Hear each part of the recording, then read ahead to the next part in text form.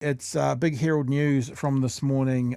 They were talking a bit about social media and under 16s using it. The clips are longer than I'm going to play because there's really only one part of this clip that I want us to hear. And that's an ACT minister saying why putting this law in place wouldn't work. And when we hear the excuse as to why it won't work, I want to just think if we used that standard for all sorts of other crimes, where would we be? Little bit of interesting information. This is, I'm not sure where this documentary is from. He says we, so maybe it's on the Herald. I have to have a look. But they had a journalist pose as a 13-year-old girl, go on to, I think it's Instagram, not do any actual, like they liked Taylor Swift, and they just saw the kind of things that her started getting fed within a few days, and it's quite shocking. Time now for our political panel. Yesterday, we brought you an experiment by a documentary maker who posed as a 13-year-old girl on Instagram with the teen security settings on. These are the new teen security settings. And this, after just 4 days, without searching for anything, is what she was served up.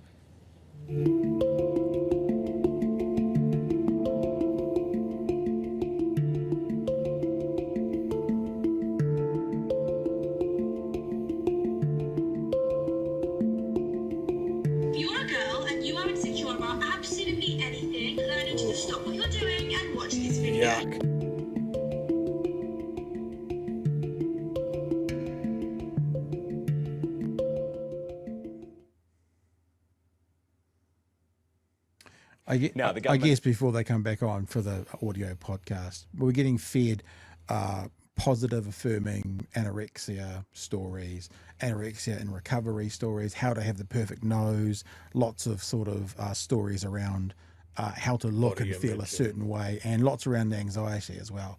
That's what they were getting fed back. And as Ryan says, they hadn't done any searching, so that was just that was the starter algorithm, I guess, is what they're saying, Chewie. Is looking at banning under 16s from using social media. Our political panel this morning, Chloe Swarbrick from the Greens and Nicole McKee from ACT. Morning, good morning, team. Good morning, Ryan. Good morning, Chloe. Good to see you both. Now, I'm not sure, just in case you couldn't see the footage that we were showing there, a lot of content to do with anorexia, to do with anxiety, to do with depression, just stuff that you wouldn't want a young person to It's an interesting perspective as well, because the anorexia stuff, I can see it. The kind of measuring your wrist stuff, totally, I'm on board. Having daughters, I understand. The anxiety stuff, they're a generation that are a more anxious group. I mean, depending on what exactly they were being shown around anxiety. I mean, if it was like, it's okay to be anxious kind of stuff, that doesn't feel quite as dangerous as perhaps some of the other stuff, but needless to say, basically messages around the skinnier you are, the happier you will be, to 13-year-old girls is pretty shady as the bulk part of what they're being fed. Yeah. Looking at, especially if they're not even searching for it. This is a 13-year-old, a documentary maker posing as a 13-year-old. Nicole, you don't support a ban for under 16s on social media, the ACT Party. Can you tell us why? Well, it's quite simple, Ryan. How do you enforce it? How do you go about having a piece of legislation where you can actually make it work? We think it actually comes down to education, about parents taking control and telling their children what they can and cannot or should not be looking at. Actually take an interest in what your kids are searching up online, because it's not just as teenagers, it's also as adults. So get some good habits in early rather than trying to legislate habits. So this is the problem, right? This is her response. How do you enforce it? So we're not supporting legislation because how do you enforce it? So now stop and take a step back. Think about all the legislation that's in there, particularly to do with crime. How do you enforce it? If that was the yardstick for saying, so we're not going to bring that law in because how do you enforce it? I just think there'd be a lot fewer crimes on the books. How do you enforce a teenager speeding at 3 a.m. on a rural road when they know there's no cops around. How do you enforce that? You can't. So let's make it an open speed limit. You can go as fast as you want. It's such an unintelligent, trolly thing to say. The other thing is this.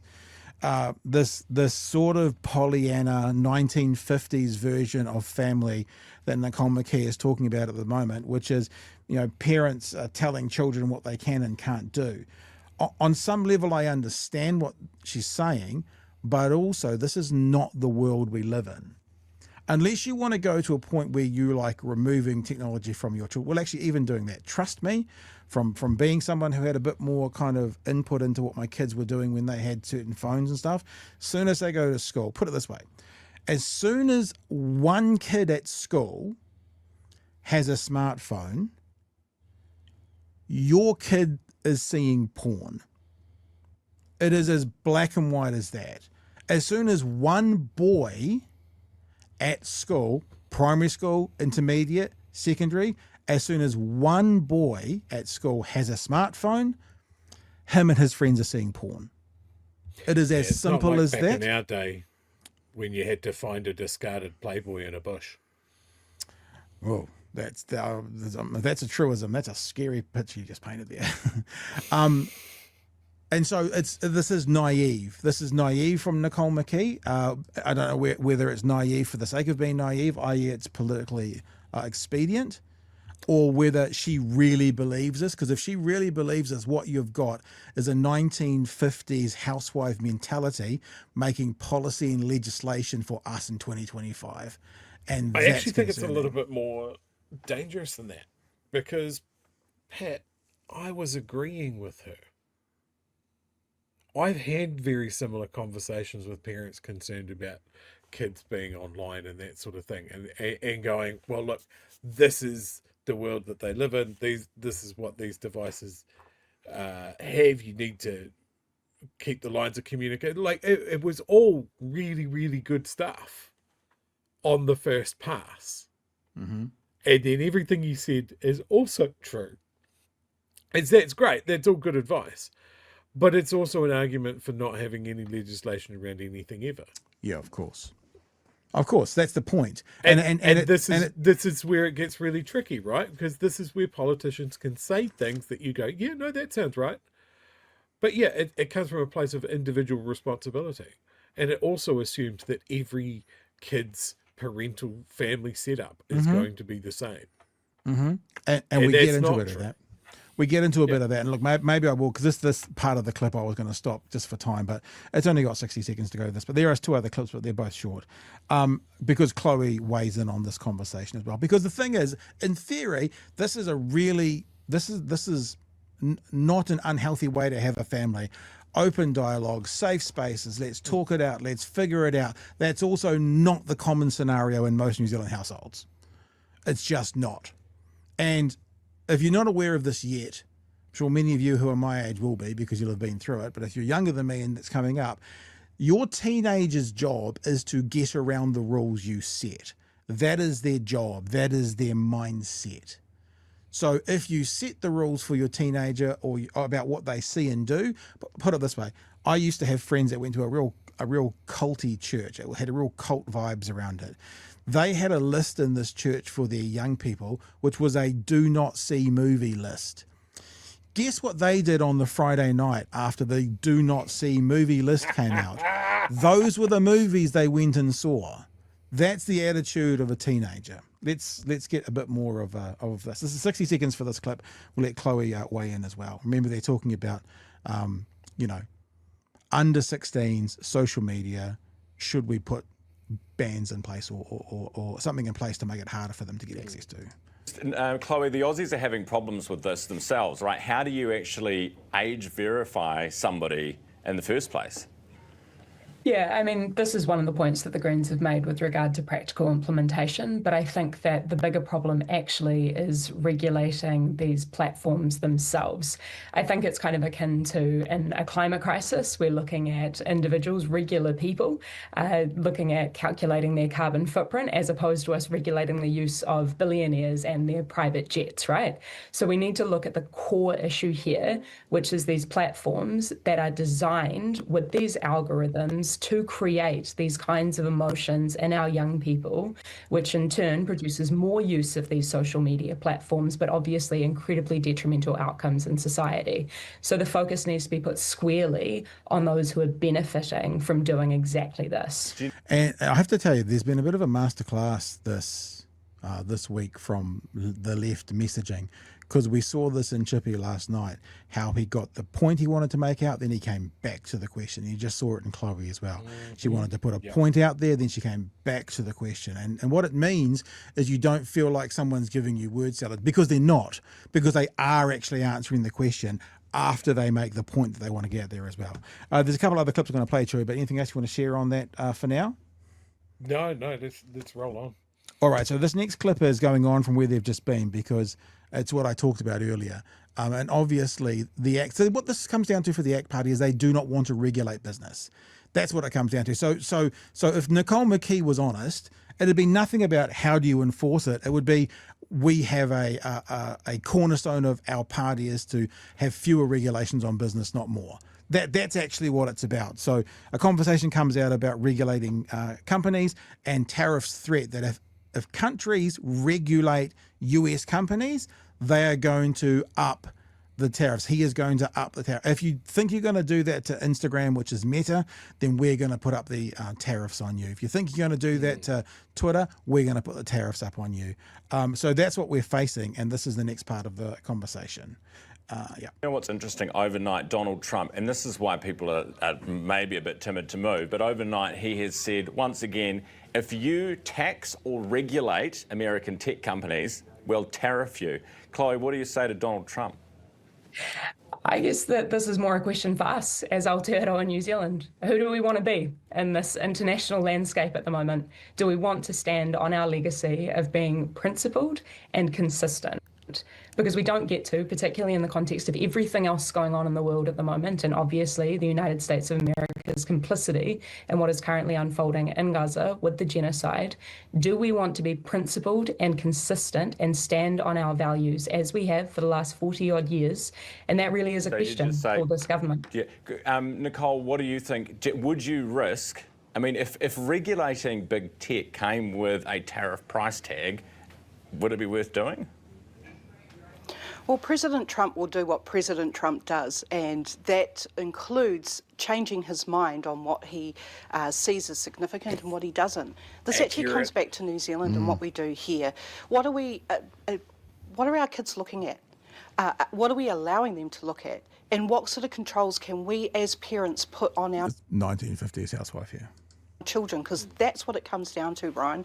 I've got 4 kids. They don't live on social media. They were brought up in the outdoors. They go out there and they interact with people face to face. And that's what we need to get back to in New Zealand society. Get off our screens and start having human interaction again. Yeah. Again, Chewie, some people will hear that and go, yeah, get off those screens. Yeah, but I wrote this down, right? So what she's basically saying is have conversations with your kids, yada, yada, yada. Let's go back to your teenager at school with a smartphone. I've lost my phone. I was plugged in. That smartphone in their pocket. Let's just be realistic here. If I gave my 16-year-old a bag of lollies, and I said, put them in your pocket, and then I said, do not eat those today. Don't touch them. There would be some kids that would come home with an untouched bag of lollies. Most wouldn't. And if you have a look at what happens in the brain with the dopamine when it comes to social media and cell phones, exponentially harder for a teenager to not ingest that versus a lolly. So it's like you said, Chewie, actually, what she's saying on one level, you can kind of go, I like the idea of what that sounds like. In reality, I'm sorry, it's horse shit. And it's not the way to keep your kids safe. And I'll tell you something else, especially growing up in the Catholic Church.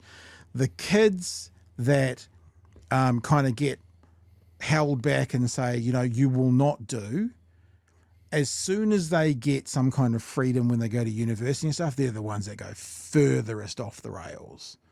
Like, you know, just, I'm not casting aspersions on Nicole McKee's family. I don't know this, but so many kids that I've seen who have grown up in kind of probably more a religious setting than maybe a matriarchal, patriarchal that she's describing, as soon as those kids get the freedom, they just go fucking nuts, man. Some don't, most do. Chewie? Yeah, absolutely. Like everything, this is a more nuanced conversation than a politician wait and go, this is the cookie cutter answer to solve all of these problems. Yeah. When you're talking about social media and kids, this is the world that they exist in. You can't roll it back and go, well, we're just going to make it 1985 again. You can't. You can't get the toothpaste back in the tube. And if you just remove the thing that you see as a problem, you are creating a whole new problem.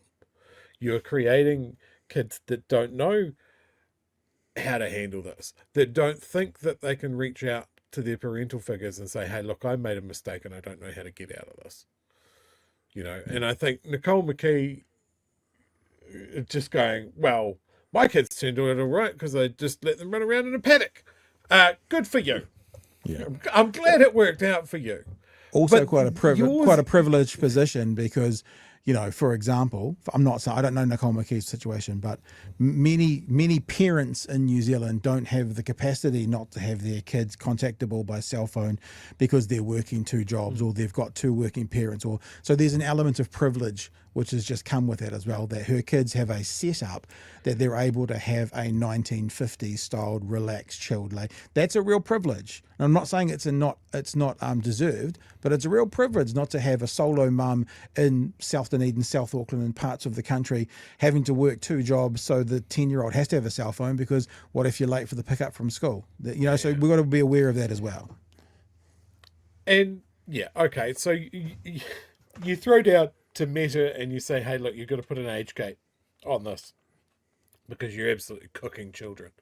And they go, okay, how do they verify it? They don't have a government ID. You know, technically speaking, Instagram has an age gate on it, which is why they chose a 13-year-old girl to mock up this experiment, right? But that 13-year-old girl could be 9. You know, because they just put their birthday as they're 13. Like, it's stupid. I saw a story today that, you know, I think it was to do with Microsoft. But the Canadian government was looking into a breach of their trading laws around Microsoft's cloud services or something like that. And the US government has gone, well, Microsoft's an American company, so American law is preeminent in this, which is definitely a big jink away from how it usually works, which is the law of the country that this is happening in. Of course. Takes preeminence. So that could be a thing as well. Is like, we want to put a regulation on social media companies, and America goes, no, get fucked. They're operating under our law. You can't do shit. And then we're going to tariff you even more. Like, yeah, Let me just say one other thing. I want to say one other thing about this. I hate this. I'm not like throw your hands in the air and wave them around like you just don't care. I've got a 16-year-old at the moment. I've got a 19-year-old at the moment. The 19-year-old had some real problems with the phone. The 16-year-old has as well. I hate this. I'm not like taking that privilege just and going, just do what we do. It'll be fine. It's really hard. It's really hard. But it's also unrealistic to kind of go, well, as long as my children climb trees, then they'll be fine. Like when my kids, I'll keep their privacy, who it actually is, but when my kids have had issues with phones to a point that they've needed a consequence and they've lost their phone for a day or 2 days or whatever it's been, do you know what they do, Chewie? They just go to school and they get on their friend's phone and they log into all their socials and they just do it at lunchtime and that sort of thing. And this is at a school where they ban phones at the school. They still do it. And you know what they also do is they take their laptops out to the thing, because they haven't banned laptops. So they take their laptops out to the quads with them and they get on during lunchtime and they just chat on their laptop. So it's hard. This is hard and I hate it. But I think it's naive to just kind of go, well, as long as they run around with some fresh air, that'll be fine. People who think that your kids aren't on devices and stuff and have no influence on it, you are the naive ones. Like, I'm just putting it out there. You are the naive ones. I can solve this, Pat. Nationalise it? Is that the normal answer? No, bring in a national internet license. Yeah. So if one of the problems is that there's not a government issued ID to sign up to social media, well, you have to sit a test, and it's enforced every 10 years. We can cut off the top and the bottom of the problem. One more clip, and this is a bit of a ridiculous clip. And actually, one of the reasons I wanted to do it was, if you need any more evidence to fall in love with Chloe Swarbrick, it's in this clip. You can just see it's not even disdain that she has on her photos. It's almost like pity that this ridiculous conversation is going on. If we had it set up properly, I'd have it zoomed in on Chloe the whole time, because the facial expressions when they start to talk about woke words and the repulsion, oh, my pearls, that Nicole McKee has to make sure everyone knows that she doesn't use woke words, is somewhere between revolting and hilarious. Let's have a look. Speaking of politicians and big talk, I saw this interesting article yesterday from the United States. The Democratic Party in the US is being told to cut, quote, woke words and phrases from its vocabulary because they alienate voters. This is from a centre-left think tank, by the way, called Third Way. They've got a list of 45 words. Oh. I wonder if any of you, either of you have... I'm going to play bingo. I didn't want to say... Yeah, I'm glad you said that, Chloe, yeah. So here are some words. Triggering, othering, microaggression, holding space, norms, heteronormative... I just want you to restore that one, norms, right?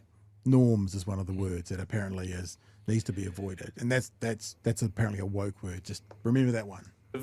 Allyship and involuntary confinement, which I'm assuming is a woke word for prisoners. Do you ever used any of those words, Nicole? I hope not. I hope I haven't used the word norms. I don't know what words I use. Norms is such a woke word. So this is now, we're playing the game, and you can see Chloe thinks it's hilarious. She's aware how stupid this is, but of course Nicole McKee has to make sure, oh no, woke bad, not me, woke bad. I'm sorry, Ryan, but I come from a generation where woke words didn't exist. I use real words. They work. Yeah, I think norms has been around for a very long time. Nicole. Yeah. They work very, very well, and I think they're words that people can understand. And it's that look from Chloe. That's almost like she's almost like very, very well, and I think they're words that people. It's like, oh, bless. You're adorable. What an adorable thing to say. Because like World War II, Chewie, you never would have heard the word ally. Like it's a new woke word. You never would have heard that in any armed conflict. But you can just see Chloe going, oh, you're doing the big thing. You're doing the big girl thing. You're doing the thing where, oh, Betty, good on you. It's adorable. I love Chloe in this. People can understand, and I really want to stick with those ones. Woke can go. Chloe, you are guilty of a lot of this. I expected that's where you were going with this, Ryan. But look, this is part of the reason that I have, over the last few years, been making the point, particularly, that there is no point... Sorry. And Chloe, I'm going to go back 5 seconds. Chloe, man, check out this point that Chloe brings up.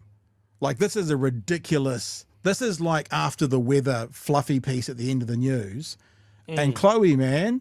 She lays it down. You listen. On message. I have, over the last few years, been making the point, particularly, that there is no point being right left of politics if we are not building the trust necessary to actually go about creating the social change that all of us say that we believe in. There is no point being right if we are left clinging to our mountains of evidence when the last tree is cut down. So I do think, of course, there's some meaningful and useful insights and debates that could be had around the kind of language that we are using, but let's come back to material reality. And material reality tells us that we have wealth and... You're about to hear the stupidest thing that's ever been said on a Ryan Bridge show around the words I know, but it's around the words material reality.